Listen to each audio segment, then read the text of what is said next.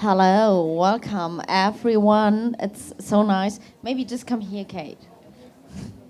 So nice to have you all here, and I'm really thrilled because now we are in the new generation and the new media forms of how to do storytelling of the future of storytelling.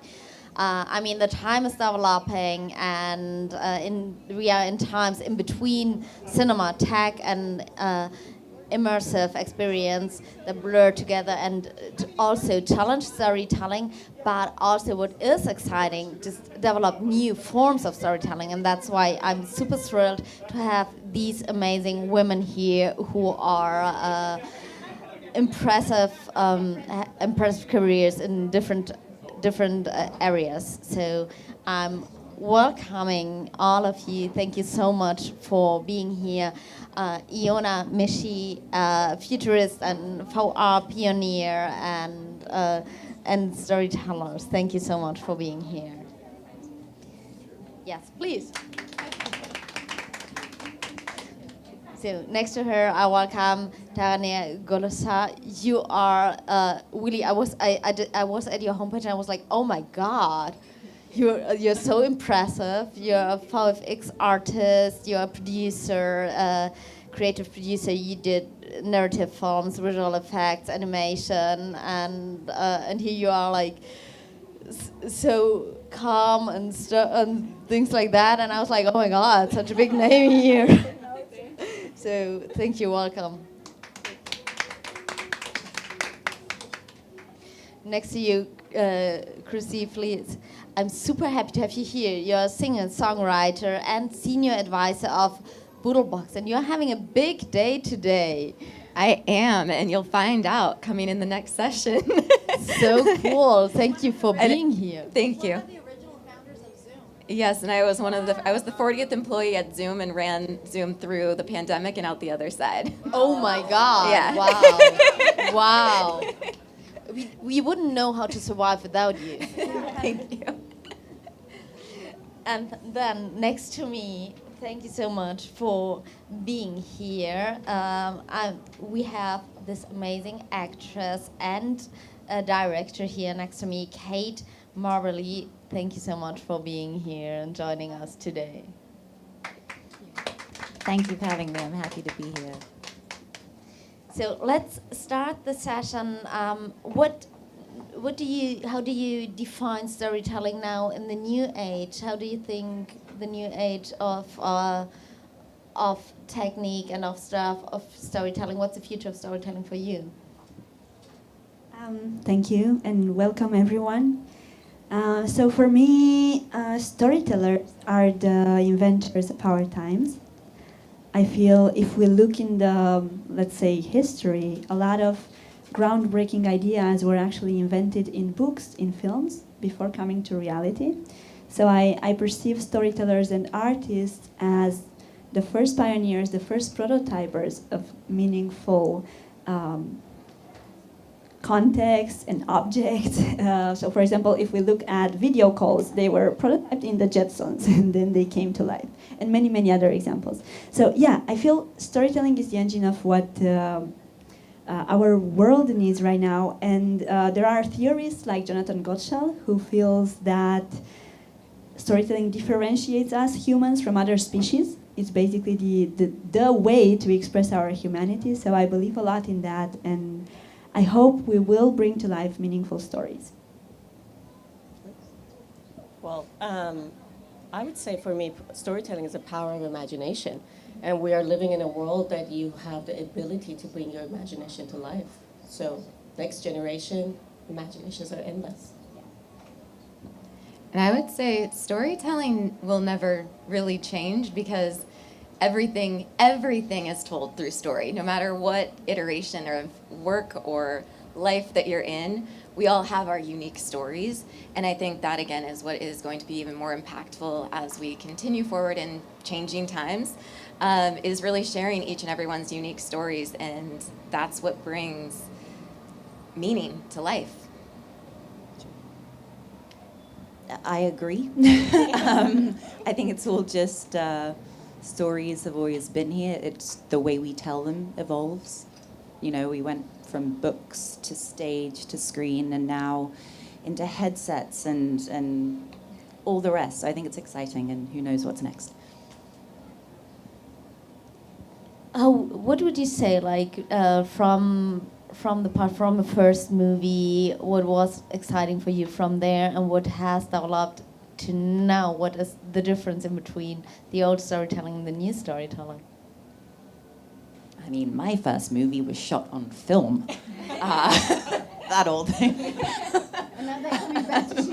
My first movie, Roger Deakins, Academy Award-winning cinematographer, Roger Deakins taught me how to load the 35mm. I was 10. And yeah, I don't think I realized the creatives I was surrounded by on that set. Roger Deakins, Stuart Craig, Oscar-winning production designer, Coppola, we all know him.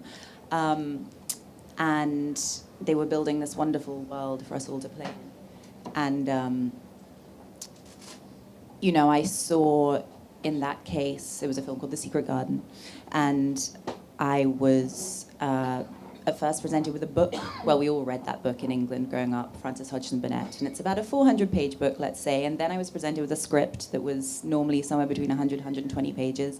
I thought, wow, they took 400 pages of prose and turned this into 100 pages all broken up by dialogue, but it's still the whole story. And then you get onto set, and we shot for 16 weeks during that summer, and then another 6 weeks in the winter, and you see a couple of hundred people who are all incredibly good at one particular thing, and they're all working together in this wonderful orchestra of creativity. And then the slam dunk is you come somewhere like this and have a premiere, and you get to see the whole thing come to life. So in terms of from the very get-go of opening that book to seeing the film I'm in open up on the big screen, that was an absolute, I got the bug and it never left me.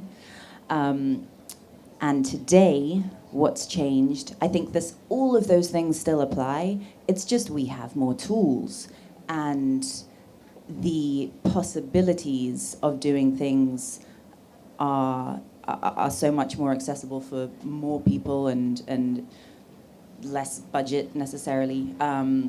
I was at Mission Impossible premiere last night, which is one of the more ludicrous and brilliant things that I've seen in terms of the scope. But the fact is that is, you know, reduced to a very small, if you're Tom Cruise and has 250 million to make something like that, it's fabulous. But I do feel like now there is more access and possibility to some of the amazing things that these ladies, I think, are doing in tech, which is not my experience. But it's opening up possibilities for us all to do bigger things. I should stop talking. Yeah, coming back to you, IOANA. We talked about the development of immersive storytelling also in Cannes. So maybe you can tell us what has developed, and also what would you say what stories are best to be told like that? Sure, thank you so much. So, well, we are living in the midst of what many people call a technological revolution, which happens every few centuries. We are the lucky ones inhabiting it. But I love to call it a creative revolution, because I feel it's a revolution of creativity. It kind of invites us to innovate every single year, to ask ourselves, how can we tell stories for a longer term? How can we tell multi-generational stories? How can we tell multi-spatial, multi-temporal stories, and so on and so forth? So I think we are at the crossroads and having this beautiful chance to manifest our highest potential. On the other hand, I'm noticing some trends in the industry. So in the past, we were trained in school to write stories for a certain format, while now we are invited to design entire universes, right? Immersive universes that can be continued and expanded on. Overall, the big feeling is, I like to call my colleague Lisa Marie Egger, who says it's like you're inventing a car and driving it in the same time, because there is no book of instructions, really. And we are also making a lot of mistakes, but the drive is there to to do good. So hopefully we are learning from those mistakes. And in terms of Khan Immersive, I had a VR project last year in the competition, in the Khan Immersive competition. This year, the edition has grown fundamentally, exponentially. You can see the new works at Carlton. And also we have this amazing program called the Immersive Market, where artists from around the world are meeting museum directors from around the world. So that's a gorgeous step forward, and I think Khan is at the forefront of innovation right now because it took these bold decisions not to be associated with film only, but to be associated also with expanded cinema, with virtual reality, with AI innovations. So it's a super dynamic journey going on. Let's just enjoy it. Yeah. Taraneh, do you want to step in and talk about VFX as well in this, or like also about the development with AI? Because like a lot of people fear AI, but there's also possibilities in AI. There are a lot of possibilities with AI. We were actually chatting about it a couple of minutes ago. I always try to be very neutral because I feel like there is still a little bit of a bitterness about surrounding AI, and I hope that goes away. I think AI is coming, it's not going to go away, and it's going to be a very strong tool that's going to help us pass certain limitations that is still slowing us down. And it's just a matter of using it wisely and how we are using it together collaboratively and in the creative world to get us where we want to go. What would you say, what changed VFX, or what's changing right now? What are the innovations of VFX right now? I wouldn't necessarily be saying anything about XR, but in terms of visual effects world in general, if we want to bring it back to that, is we're going through a revolution since VFX started. And it's still going through revolution, and it's improving year by year, and now with AI, it's going to improve even more significantly. The thing about VFX is that back in the day, VFX was an aftermath, but now it is part of the core structure of building a story from scratch. So it is very important that when we use these tools, whatever it might be, if it's real-time rendering, if it's previs, storyboarding with the AI, however we want to use it, it's allowing us, opening up the world to a point that we can build smarter and dream bigger. And that's where we want to be. Yeah, that's good. You said just it's the way how we use it. That's a good point to go to you. Because you're not just a singer-songwriter and inventor of Zoom, you're also senior advisor of BoodleBox. Can you tell us a little bit about that and about how do you see Gen AI transforming the way of learning and creating, collaborating in education? Absolutely. So education has always been a strong passion of mine since I was little. I actually wrote my high school exit paper on how my high school did not fulfill the purpose of education. Needless to say, was not asked to be valedictorian. Surprise, surprise. That said, you know, this past year I was really called back into the space because I saw how rapidly different generative AI platforms were coming out. I saw how this was shifting, and I saw a calling to really help also schools and education navigate this changing time. Because when you think about it, and we're all learners, right? So every single one of us, we are all lifelong learners. So when I say students, it's like students of any age, really. How do we navigate this next chapter? Because there is a lot of fear. There is a lot of rhetoric out there that, you know, Terminator 2 is going to take over and, you know, robots are going to replace us, and there are a lot of leaders of these platforms that are actually stating that today, right? Like, oh, you can easily be replaced, and it's like, no, you can't. No one can be replaced because, one, there's just the way that these models are trained, and that's something that is really important to understand, you know, regardless of what type, because there's a lot of different types of AI. When we say AI, it can iterate in a lot of different ways, right? The second thing is, no one can replace the human experience. That is impossible. Like, even your best friend or your husband or your wife or your family member doesn't even know everything about you. They know a version of you. So it can act as a mirror, but it cannot replace you. Now, where I do think it has, you know, biggest potential here is, as, you know, kind of mentioned here, is that it can allow us to expand our creativity and stretch our creativity in our minds even further, right? So what does that mean? What does that look like? Okay, you know, I'm a singer-songwriter as well, so will not spoil my surprise for later, but as I was creating one of my songs, that I had went from idea in my mind to writing the lyrics to creating the song to going and filming this video in Tokyo last month. And I needed to figure out, okay, how do I get my kind of vision out there so that my videographer, my stylist, my team knows what's in my mind to actually create that into reality. And I had that from, the year prior when I wrote the song initially. So fast forward to actually filming that video and going, oh my God, this is like real life. But being able to utilize different large language models to go through it, to be able to kind of get my creativity and to expand that so that also we were able to expand what was possible with that filming. And so I think that is the biggest point that I want to make here, is that it's not about getting an answer. It's not about go to ChatGPT and just get an answer. It's about how are you utilizing these platforms to act as a mirror for your mind, for yourself, and then be able to take that and go, that's not quite right. Or, oh, that was cute, Claude, one of the, but that is not the answer, right? That's cute, ChatGPT. But is that even right, Claude? Exactly. I was like, no, I think you're wrong, absolutely wrong. Now, mind you, I still do say please and thank you on, just in case, just in case. But that said, it's like, you can't be replaced. And I think that is the biggest opportunity here in learning in what we are all doing, and each and every one of us here, is how can we expand, as you mentioned, the art of what's possible, really? And how far can we take it? What can that look like? And have fun doing it. Yeah, I think it's also interesting to say what is the power that we can use to create the AI, what we want to see. It's also part of what we feed, what we do. So how do you think, what is the possibility also of AI for underrepresented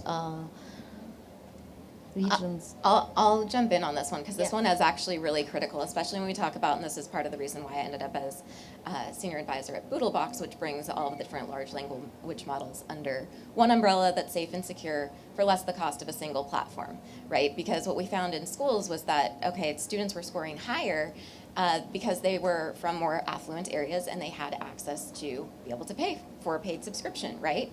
And so when we think about this, is that we really want to help create equitable access by allowing all students to have access. So we have a student advisory board that is a global student board, which I'm very proud to say. And it is so exciting to see students from across the globe collaborating with each other with these different models and in underrepresented areas. And that could be, anywhere in the world. But the part that I want to make and the point that I want to make on this, because this one is also very important, is that regardless of the access to education that a student has, if they can start to utilize these tools, now they're no longer stuck, right? Or if you have an idea and you haven't been able to go to school to understand that process, now you have a chance to actually bring your idea to life. And it starts to level that playing field that didn't exist before. Because as we know with Zoom, the biggest thing during the pandemic was we need to get access to the internet, period. And so now that hurdle is, being crossed, and that I think is now a really exciting time to play in. I'm going to piggyback right at, I think you mentioned it multiple times, the true word here is access. What AI or any of these technologies that are coming is allowing us or anyone around the world do is giving them access to share their voice. Decades ago, if we think about it, outside Hollywood or London, you would have never been able to create a high-end visual concept. But now, easily, with technology and the tools that has provided for us, we can do that. And in the underrepresented places, we have the ability to go globally, use them on our project, or them use the tools to be part of the conversation and part of storytelling. So, access is the best word to use.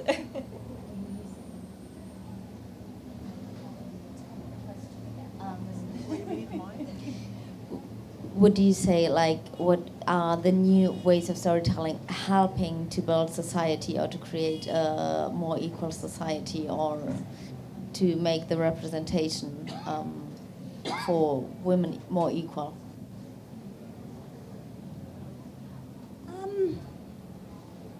the new ways of storytelling doing that? Perhaps it's just that more of the right stories are being told. I think the new tools we have means maybe we can communicate those stories more effectively to people and to a bigger, broader audience, which is fantastic. I'm part of both the guilds that went on strike against things like AI. I'm part of the Writers Guild and the Screen Actors Guild, but I also believe that it's coming, and I want to learn to use the tools. There's no point in fighting it. I think it's a bit like you could be the stubborn one that refused to use a calculator when it came out, but you can use a calculator, it doesn't mean you can do advanced maths. Exactly. So I'm gonna try and learn my way around GPT and the rest of them. Okay, I can add 2 thoughts to that.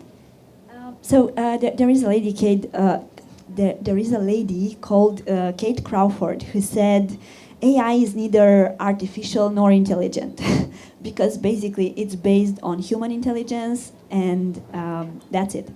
But even so it's mostly a machine learning technology. We use it as a tool. But even so, I would say what I admire at AI is this idea of collective consciousness, the fact that it taps into a database of multiple human outputs and it blends contraries into an organic output. I admire that, and I would love to do it as a human.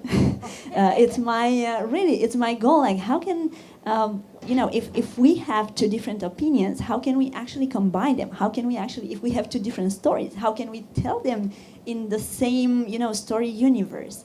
I'm fascinated by these multiple perspectives on one topic. This is a thought to add. And then a final thought is, there is another quote by a writer, Mark Twain, who said, there are 2 days in the life of a person that matter. The day when we are born and the day when we understand why we are born. And this day cannot be like, okay, I'm born to use ChatGPT. It cannot be like that, I must be born to do something, a little bit higher than that. So yeah, I can use ChatGPT to achieve my mission, to achieve my story, but it's still just a work in progress route, not the destination. What would you wish for the future?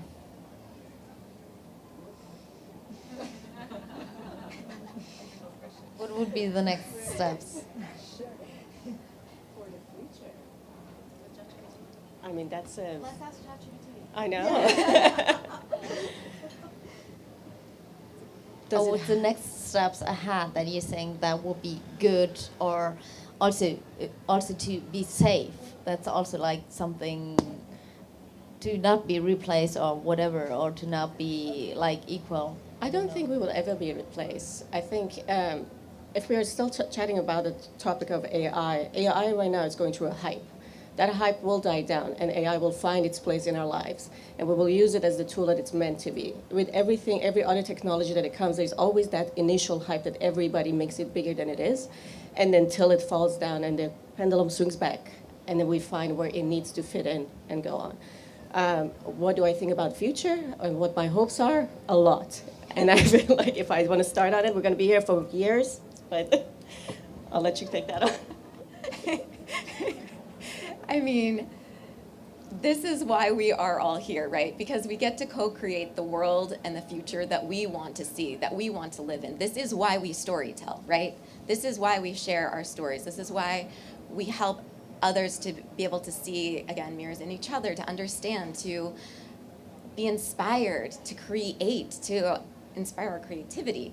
And my hope and for the future is, and this is also taking an active role in it, which every single one of us here is taking an active role in co-creating that future, to go, well, no, we're not just going to sit back in fear and go, and I do agree, it does go through these like waves of time, so it will calm down. But when we look at the world, I think, when you travel and you go places and you see people, it really helps ground you. I think there's a lot that can be said when you're just in your own mind, but when you really start to connect with other humans and other people, you realize what a big world, it's a small world relatively, but it's a big world out there. And my hope for the future is for us to be able to connect across the globe, to connect more deeply with ourselves, again, to know who we are, right? But also with each other, and to realize just how similar we all are across the globe, no matter where you were born, no matter what your upbringing was, no matter what happened. There's so many similarities, and, you know, again, given the, and I'll just finish here because I think it's important given the last talk that was had, you know, when we talk about domestic violence, for example, that's a very singular thing, and you think, oh, I'm the only one this happened to, and you don't talk about it, and then you're like, oh, you had a similar, oh, okay. Now you're okay. Now it's not this big thing that just happened to me. And so my hope for the future is celebrating cultures, celebrating what makes us unique, celebrating unique languages, bringing languages back into the mix, right? And just celebrating life. And world peace. And world peace, absolutely. Wow, how do I follow world peace? I mean, I think, so I think most of us here, I think we could say we have been born into a certain amount of privilege. And by privilege, it can mean as much as growing up in a safe place with a roof over our head and food on the table. And I think we who have, there's a dangerous habit of, there are beautiful documentaries made, there are beautiful true stories made, and they are sometimes shocking and horrifying, and we watch them in wonderful theatres or in our 72-inch screens and surround sound and go, oh, it's awful, we'll maybe shed a tear, and then we go and put the kettle on. And I think for one of the projects I worked on, I went to Africa and we traveled to 21 countries in 25 days, and we were visiting some of the most troubled places. And I grew up, I'd like to think I'm quite aware, and you know, we grew up hearing about starving children in Africa, and until I actually stood in front of a starving child, there is nothing like that feeling of feeling utterly humbled and foolish, and it was gut-wrenching. And maybe a hope for the future of this incredible immersive technology is that rather than just watching something on a screen, we can take people to places where they can viscerally experience something and feel something more deeply, and maybe be inspired to do something more.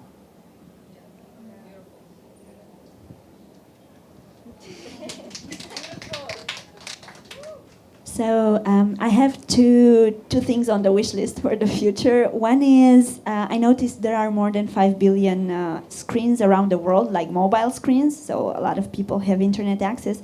And my wish is to use those screens for artworks, not just for Facebook and Yahoo, please. So I'm hoping, on one hand, artists will create meaningful content for those tiny screens to enrich people, to inspire people, and on the other hand, of course, let's say players will have entertainment from art and storytelling. And and the second thing is I made this project called Tangible Utopias, where I interviewed kids from around the world to see how they would redesign the world. And then we made this virtual reality world that serve hopefully as a prototype for long-term futures. It was a really beautiful project, and I encourage people to actually talk to kids from time to time, because they have a very big pinch point and plot point there. So when we feel everything is post-apocalyptic and only word-driven, just go to the closest kid and ask him, how do you see the future? And you will be transformed, okay? That's it. Yeah, and I also wish, because it's like a playground, and whatever comes in gets out. So just feed everything that you want to see in AI, feed it in, so that we have a diverse and open AI that sees everyone. That's what I wish. Thank you so much for being here, all of you, and I hope you're having a great Cannes and a nice evening. This was an amazing panel. Thank you, everyone. But CHRISTY has a very, very exciting project to share with us. Maybe we can move inside and watch her project, listen to her project, and enjoy some pizza. Beautiful. Let's go.